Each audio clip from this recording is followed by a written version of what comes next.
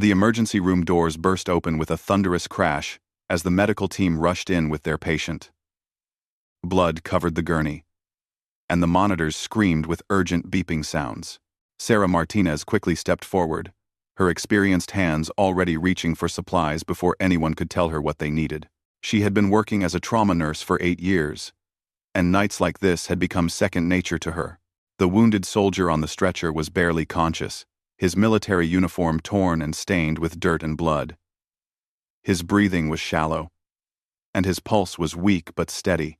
Sarah immediately began checking his vital signs, while the emergency team prepared for surgery. She worked with calm precision, her movements quick but gentle, as she started an IV line and began monitoring his condition. Dr. Harrison, the head surgeon, rushed into the room still putting on his surgical gloves. He was known throughout the hospital for his excellent surgical skills, but also for his arrogant attitude toward the nursing staff. He barely glanced at Sarah as he began examining the patient, his focus entirely on the medical charts and x-rays that were being brought in. "What do we have here?" Dr. Harrison asked one of the residents, completely ignoring Sarah, even though she had been the first to assess the patient's condition. The resident began explaining the soldier's injuries while Sarah continued her work, making sure the patient remained stable. As they prepared to move the soldier to the operating room, Dr. Harrison noticed Sarah adjusting some of the medical equipment. "Nurse, just focus on the basic care," he said dismissively. "This is a complex case that requires real medical expertise, not just someone who follows orders." Sarah felt her cheeks burn with frustration, but she kept her professional composure. She had heard comments like this from Dr. Harrison many times before. He seemed to believe that nurses were just assistants who couldn't understand complex medical situations. But Sarah knew better than to argue with him in front of the patient and other staff members. The soldier's eyes fluttered open for a moment, and he looked directly at Sarah. There was something in his gaze that seemed different from the usual gratitude she saw from patients. It was a look of recognition, though she was certain she had never seen him before. He tried to speak, but his voice was too weak, and the oxygen mask made it impossible to understand what he was saying. "Don't try to talk," Sarah whispered gently, placing a reassuring hand on his arm. "You're safe now. We're going to take good care of you." The soldier's eyes stayed focused on her face, and she could see him trying to communicate something important. As they wheeled the patient toward the operating room, Sarah walked alongside the gurney, continuing to monitor his vital signs. She noticed that his military patches indicated he was part of an elite unit, though she couldn't identify exactly which one. The patches were partially torn, but she could see enough to know this wasn't an ordinary soldier. Dr. Harrison was busy discussing the surgical procedure with his team, outlining the complex operations that would be needed to save the soldier's life. The injuries were severe, including internal bleeding and possible damage to vital organs. It would require hours of delicate surgery and careful post-operative care. "This is going to be a long night," Dr. Harrison announced to his surgical team. "I'll need my best people in there with me. Nurse Martinez, you can prepare the recovery room and make sure everything is ready for post-op care." Once again, he was assigning her the basic tasks while keeping her out of the actual surgery. Sarah nodded professionally, though inside she felt disappointed. She had extensive training in trauma care and had assisted in many complex surgeries before. Her knowledge and experience were far beyond what Dr. Harrison seemed to think, but she had learned to pick her battles carefully in the hospital hierarchy. As the surgical team disappeared behind the operating room doors, Sarah began preparing the recovery area. She made sure all the necessary equipment was ready, checked that the monitoring systems were functioning properly, and organized all the medications that would be needed during the patient's recovery. While she worked, Sarah found herself thinking about the soldier's intense gaze and his apparent attempt to communicate something to her. There had been something familiar about his reaction, though she couldn't place exactly what it was. She had treated many military personnel over the years, but this felt different somehow. The surgery lasted for nearly 6 hours. Sarah stayed at the hospital throughout the entire procedure, checking on other patients, but always keeping track of the soldier's progress. Dr. Harrison emerged from the operating room exhausted, but satisfied with the results. The surgery had been successful, and the patient was expected to make a full recovery. "Good work tonight, everyone," Dr. Harrison said to his surgical team. "This was a challenging case, but we pulled through." He didn't mention Sarah's contributions, even though she had been instrumental in stabilizing the patient during those crucial first moments. When the soldier was finally brought to the recovery room, Sarah was there waiting. She carefully monitored his vital signs as he slowly began to wake up from the anesthesia. His breathing was stronger now, and his pulse was steady. The surgery had been a success, but the next few days would be critical for his recovery. As the soldier's eyes opened, he looked around the room until his gaze found Sarah. This time, his eyes were clearer, and she could see intelligence and determination in them. He tried to speak, but his throat was still affected by the anesthesia and the breathing tube that had been removed just hours earlier. "Take it easy," Sarah said softly, checking his IV line and adjusting his position to make him more comfortable. "You've been through a lot, but you're going to be fine." The surgery went very well, and Dr. Harrison was able to repair all the damage. The soldier managed a weak nod, but his eyes never left Sarah's face. She could tell he was trying to tell her something, but she assumed it was just the confusion that often came after major surgery and anesthesia. Many patients tried to communicate things that didn't make sense during their recovery. Dr. Harrison stopped by to check on the patient during his morning rounds. "Everything looks good," he said, reviewing the charts and checking the surgical site. "The healing process should proceed normally if there are no complications." He turned to Sarah with his usual dismissive tone. "Just keep monitoring the basics, nurse. I'll handle any complex medical decisions." Sarah bit back her response and simply nodded. She had been monitoring much more than just the basics, tracking subtle changes in the patient's condition that could indicate potential complications. Her experience had taught her to watch for signs that others might miss, but Dr. Harrison never seemed interested in her observations. Throughout that first day of recovery, Sarah noticed that the soldier seemed more alert and aware than most patients at his stage of healing. He tracked movements around the room with sharp eyes, and she could sense that he was constantly assessing his surroundings. This wasn't the behavior of an ordinary soldier, even an experienced one. By the end of her shift, Sarah had developed a professional respect for this patient's apparent mental toughness and determination to recover quickly. She made detailed notes about his progress and handed over his care to the night shift nurse, but she found herself thinking about him even after she left the hospital. The next morning, Sarah arrived at the hospital to find the soldier sitting up in bed, looking far more alert than any patient should be just one day after major surgery.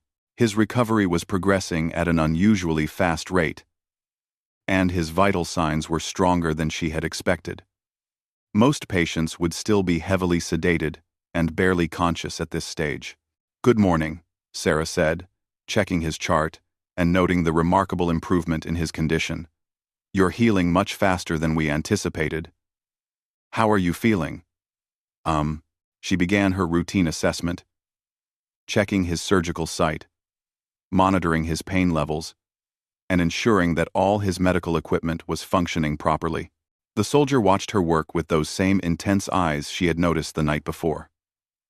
When she leaned closer to check his bandages, he finally managed to speak in a hoarse whisper. "You're very skilled, Armark," he said quietly, his voice still rough from the surgery but clearer than before. "More skilled than they give you credit for." Sarah looked surprised by his comment. Most patients didn't pay attention to the technical aspects of their care, especially so soon after surgery. "Thank you," she replied. "I'm just doing my job. The important thing is that you're recovering well." But the soldier shook his head slightly. "No, it's more than that. I've seen a lot of medical care in different situations, and I know the difference between someone who's just following procedures and someone who really understands what they're doing. You saved my life in that emergency room before the surgery even started." Sarah felt a flush of pride, but also confusion. There was something about the way he spoke that suggested he had extensive experience with trauma medicine, far more than most soldiers would have. You were in critical condition when you arrived, she said carefully. But Dr. Harrison and his surgical team are the ones who saved your life. The soldier's expression became more serious. The surgeon is skilled, but he doesn't see everything. You do. You caught things that others missed during those first crucial minutes. I was conscious enough to notice. He paused, studying her face carefully. What's your background? You didn't learn that level of assessment just from nursing school. Sarah hesitated before answering. She wasn't used to patients asking detailed questions about her qualifications, and there was something about his tone that suggested he already suspected there was more to her story. I've been working in trauma care for 8 years, she said simply. You learn a lot through experience. But the soldier wasn't satisfied with that answer. 8 years of nursing. Yes, but what about before that? You move like someone who's had military training. Your assessment techniques, the way you prioritize multiple injuries, the way you stay calm under extreme pressure, that's not just nursing experience. Sarah felt her heart skip a beat. Very few people had ever noticed those details about her behavior, and certainly no patients had ever been observant enough to pick up on her military background. She looked at him more carefully, wondering exactly who this man was and why he was so perceptive about things most people never noticed. I served in the army before I became a nurse, she admitted quietly, glancing around to make sure no one else could hear their conversation. I was a combat medic for 4 years before I got my nursing degree, but I don't usually mention that here at the hospital. The soldier's eyes lit up with understanding. That explains everything. You have combat medical training. Probably saw action in some serious situations. That's why your instincts are so sharp. You've worked under fire before, literally. Sarah looked around nervously again. She had never discussed her military service with any of her colleagues at the hospital, and she certainly had never expected to have this conversation with a patient. Afghanistan, she said quietly. 2 deployments. I was attached to a forward operating base where we handled trauma cases from multiple units. Which base? The soldier asked, his voice becoming more intense. Fob Chapman, Sarah replied. Then immediately wondered why she was sharing such specific information with a patient she barely knew. The soldier's entire demeanor changed. He stared at her for a long moment, and she could see recognition dawning in his eyes. Chapman. December 2018. There was a complex attack on a convoy, multiple casualties, medical evacuation under heavy fire. His voice was barely above a whisper now. You were the medic who kept 3 of our team members alive until the medevac helicopter could reach the landing zone. Sarah felt the blood drain from her face. That had been one of the worst days of her deployment. A coordinated attack that had left multiple soldiers critically wounded. She had worked for over an hour under enemy fire, keeping severely injured men alive until they could be evacuated to a proper medical facility. How could you possibly know about that? She asked, her voice shaking. Because I was the team leader, the soldier said quietly. I've been trying to find you ever since, to thank you properly. I never got your name because everything was so chaotic, and by the time we got back from that mission, you had already been transferred to another unit. Sarah stared at him in shock. She remembered that day vividly, remembered working desperately to save the lives of soldiers whose names she never learned. The team leader had been coordinating the defense while she worked on the wounded, and she had barely seen his face through all the chaos and smoke. That's impossible, she whispered. You're telling me that after all these years, you ended up as my patient, completely by accident? Marcus shook his head. Not completely by accident. I've been looking for you for 7 years. I knew you had left the military and gone into nursing, but I could never track down exactly where. When I got injured during this last mission, they brought me to the closest trauma center, which happened to be this hospital. When I saw you in that emergency room, I couldn't believe it. Sarah sat down heavily in the chair next to his bed. The implications of what he was telling her were overwhelming. But why were you looking for me? I was just doing my job that day. You were not just doing your job, Marcus said firmly. You went far beyond what anyone could have expected. When that convoy was hit, we had 3 men with life-threatening injuries. The enemy was still engaged, and we couldn't get air support for almost an hour. You worked on those men under constant enemy fire, refusing to leave them even when ordered to take cover. Sarah remembered the fear and desperation of that day, but she also remembered the determination that had driven her to keep working despite the danger. Anyone would have done the same thing, she said quietly. No, they wouldn't have, Marcus replied. I've worked with a lot of medics over the years, and what you did that day was extraordinary. You didn't just keep them alive. You anticipated complications, managed resources under impossible conditions, and made medical decisions that Army medics aren't supposed to make. Without supervision, you saved lives that day that no one else could have saved. Sarah felt tears forming in her eyes as the memories came flooding back. She had tried to put that deployment behind her when she left the military, focusing on building a new career as a civilian nurse. But Marcus was right. That day had been different, and the decisions she had made had been far beyond her official training and authority. The 3 men you saved, Marcus continued.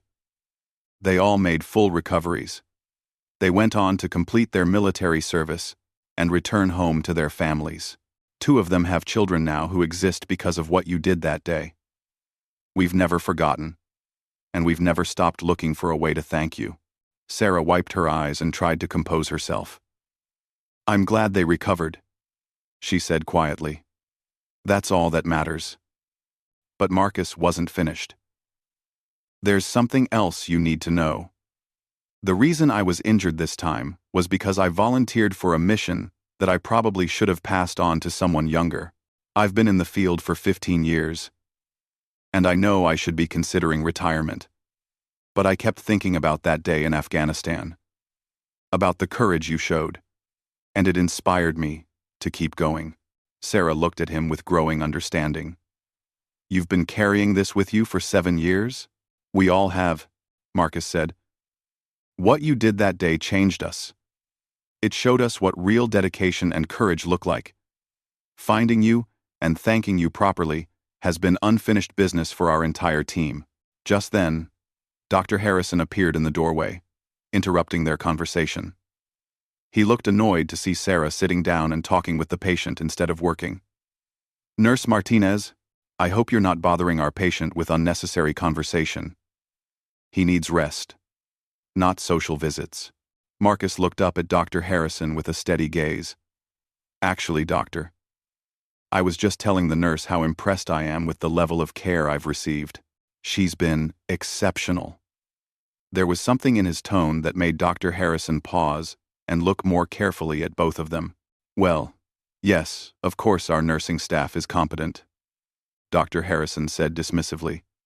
But let's focus on your medical recovery. How are you feeling this morning? As Dr. Harrison began his examination, Sarah stood up and prepared to continue her rounds. But Marcus caught her eye and mouthed the words, "We need to talk more," before she left the room. Sarah nodded slightly, understanding that their conversation was far from over. Later that evening, after Dr. Harrison had completed his rounds and most of the day shift staff had gone home, Sarah found herself back in Marcus's room. She had been thinking about their conversation all day, and the memories from Afghanistan that she had carefully buried were now demanding her attention. I brought you some real coffee, she said, offering him a cup from the break room. The hospital stuff isn't great, but it's better than what they serve to patients. Marcus accepted the coffee gratefully. Thank you. And thank you for coming back. I know this is probably overwhelming for you. Sarah settled into the chair beside his bed. It is overwhelming, she admitted. I've spent years trying not to think about that deployment. Coming home and starting over as a civilian nurse was my way of moving forward. I understand that, Marcus said. A lot of us struggle with the transition back to civilian life. But what you did over there, it shouldn't be forgotten or buried. It should be honored. Why? Sarah shook her head. I don't need to be honored. I just wanted to help people, which is what I'm still doing here. Marcus was quiet for a moment, then spoke carefully. Can I tell you something that might change your perspective? What you did that day didn't just save 3 lives. It had consequences that reached much further than you realize. Sarah looked at him curiously, waiting for him to continue. One of the men you saved, Corporal Jake Williams. He went on to become a paramedic when he finished his military service. He's saved dozens of lives in his civilian career, and he credits his survival and his inspiration to become a paramedic directly to you. Another one, Sergeant Mike Rodriguez. He became a volunteer firefighter in his hometown. He's been involved in several major rescue operations. Marcus paused to let that information sink in before continuing. The third man, Private Danny Chen. He went back to school and became a doctor.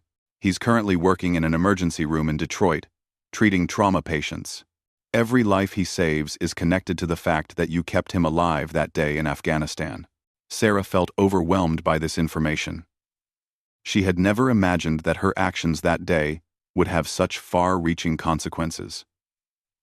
How do you know all of this? She asked quietly. Because we've stayed in touch, Marcus explained. Military units like ours, we become family. We check on each other, celebrate each other's successes, support each other through difficult times.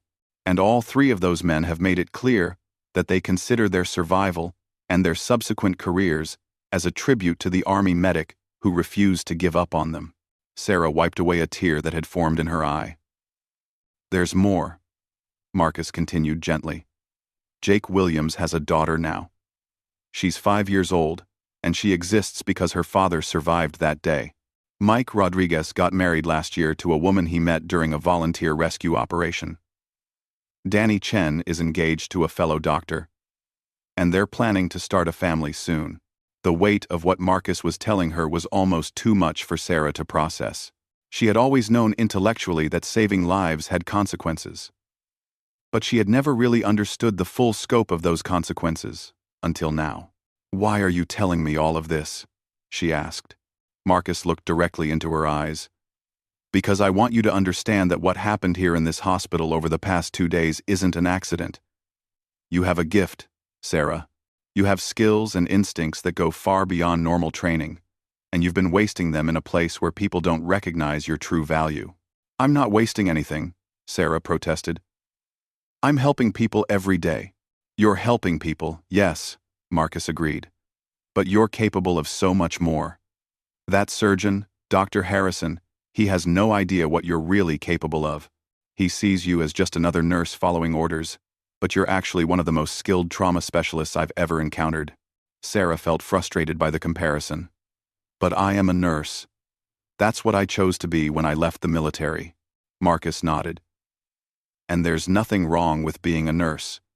But you chose to be a nurse because you wanted to help people, not because you wanted to be limited by other people's expectations.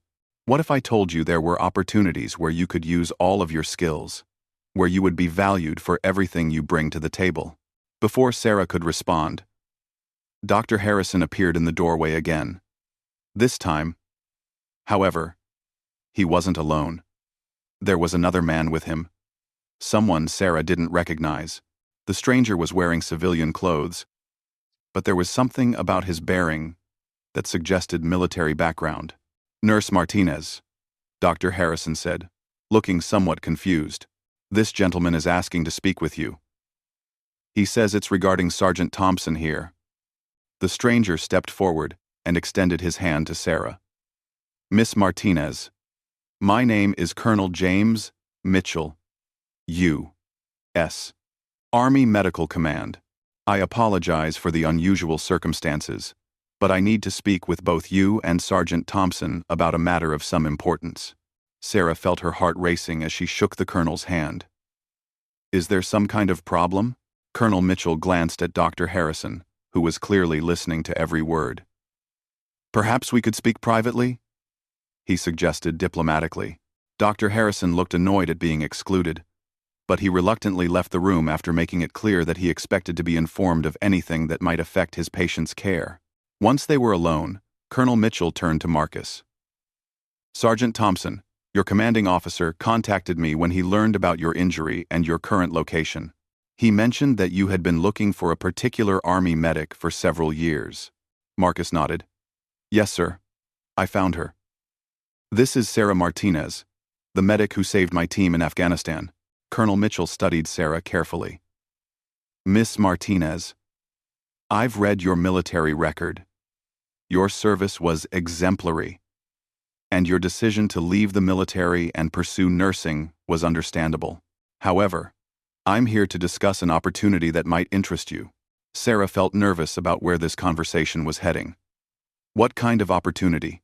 The Army Medical Command is developing a new program for advanced trauma care in combat situations, Colonel Mitchell explained.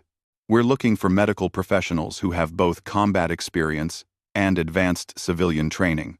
The position would involve training special operations medics, developing new protocols for battlefield trauma care, and occasionally serving as a medical advisor for high-risk missions. Sarah stared at him in shock. You're offering me a job? I'm offering you a chance to make a difference on a larger scale, Colonel Mitchell corrected.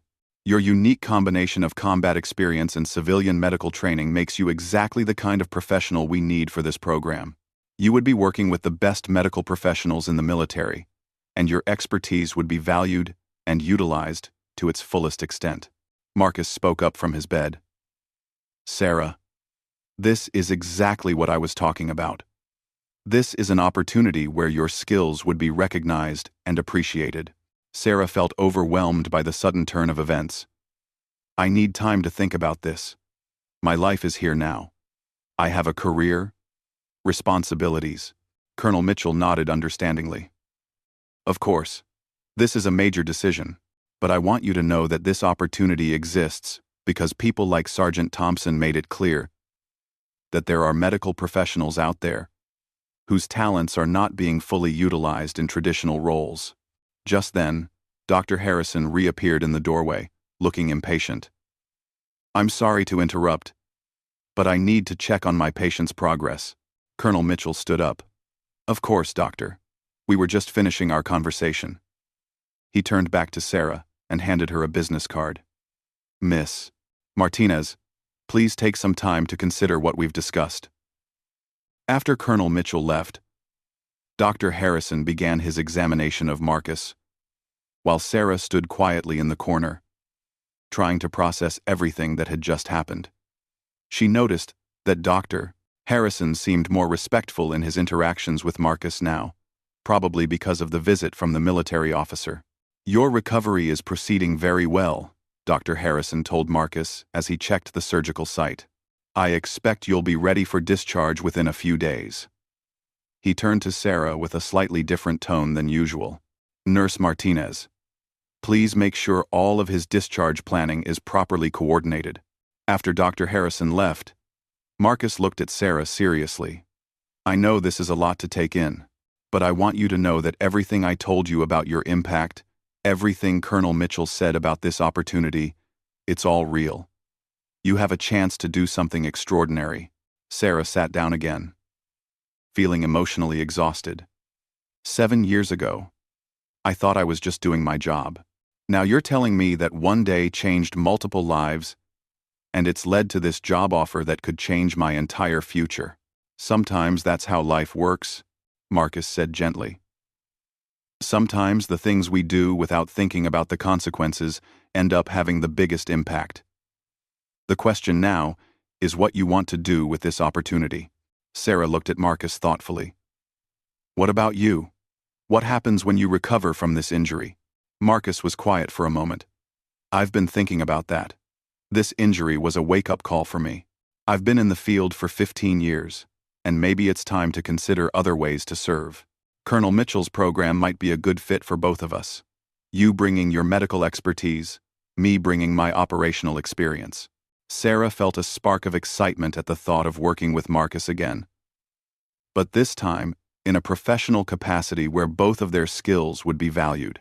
Do you really think I could make a difference in a program like that? I know you could, Marcus said confidently. You've already proven that you can make life or death decisions under impossible pressure. You've shown that you can innovate and adapt when standard procedures aren't enough. Those are exactly the qualities they need for this kind of work. Sarah stood up and walked to the window, looking out at the city lights below. For 8 years, she had been satisfied with her role as a trauma nurse, helping patients recover from injuries and illnesses. But Marcus's revelation about the long-term consequences of her actions in Afghanistan and Colonel Mitchell's job offer had opened up possibilities she had never considered. "There's something I need to tell you," she said finally, turning back to Marcus. "The reason I left the military wasn't just because I wanted to start over as a civilian. After that day in Afghanistan, after what happened with your team, I started having doubts about whether I was really cut out for combat medicine." Marcus looked surprised. Sarah took a deep breath. "When I was working on your men that day, keeping them alive under fire, I made some medical decisions that were way beyond my training and authority. I essentially performed field surgery without supervision, made drug administration choices that could have gone very wrong, and took risks with their lives that a medic isn't supposed to take." End quote. "But those decisions saved their lives," Marcus pointed out. "Yes. But what if they hadn't?" Sarah replied. "What if I had been wrong? What if my overconfidence had gotten someone killed? I've been questioning those choices for 7 years, wondering if I was just lucky or if I really knew what I was doing." Marcus was quiet for a long moment, considering her words carefully. Sarah nodded, curious to hear his account of the events. "When our convoy was hit and those 3 men went down, we were in a situation where standard medical protocols weren't going to be enough. We were taking heavy fire, air support was delayed, and the injuries were more severe than anything a standard field medic would typically handle. You assessed the situation, realized that following normal procedures would result in casualties, and you adapted." Number 5. Marcus continued. "The medical choices you made weren't random or reckless. They were based on your assessment of each individual patient, your understanding of their injuries, and your realistic evaluation of what resources were available. You didn't take unnecessary risks. You took calculated risks that were necessary to keep people alive." Sarah felt some of the weight she had been carrying for years beginning to lift. "But I wasn't qualified to make those kinds of decisions." "You were qualified by the situation," Marcus said firmly. "Sometimes qualifications aren't about what's written on paper or what training you've officially completed. Sometimes qualifications are about your ability to think clearly under pressure, to adapt to changing circumstances, and to make good decisions when lives are on the line. You proved that day that you have those qualifications."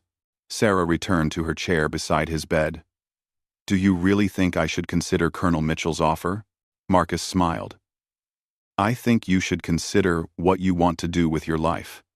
If you're happy here, working as a trauma nurse and helping patients like me recover, then that's a valuable choice. But if you want to challenge yourself, to use all of your skills and experience to help train the next generation of military medics and possibly save even more lives, then this could be an incredible opportunity."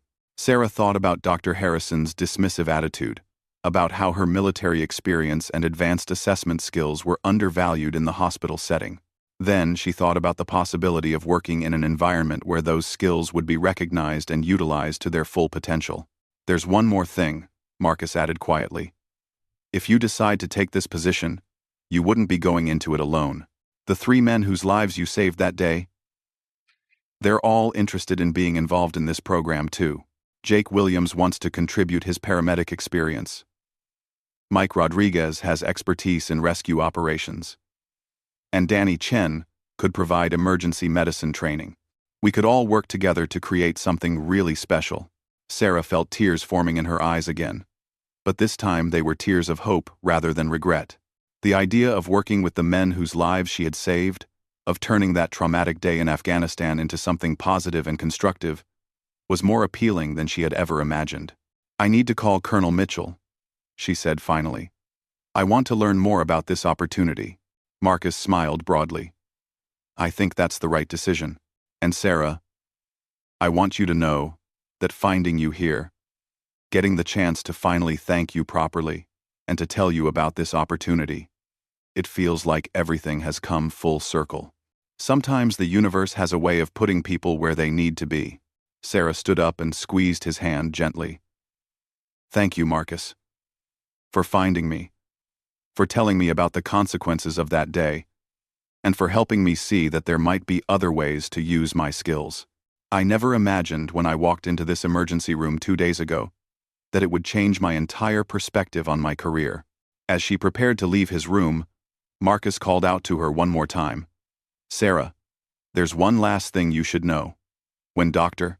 Harrison made that comment about you being just a nurse, he had no idea he was talking to one of the most skilled trauma specialists any of us have ever worked with. You're not just a nurse. You're a lifesaver, a teacher, and a leader. Don't ever let anyone make you forget that. Sarah smiled and nodded, feeling more confident about her abilities and her future than she had in years. As she walked out of the room, she was already thinking about the phone call she would make to Colonel Mitchell in the morning, and about the exciting possibilities that lay ahead.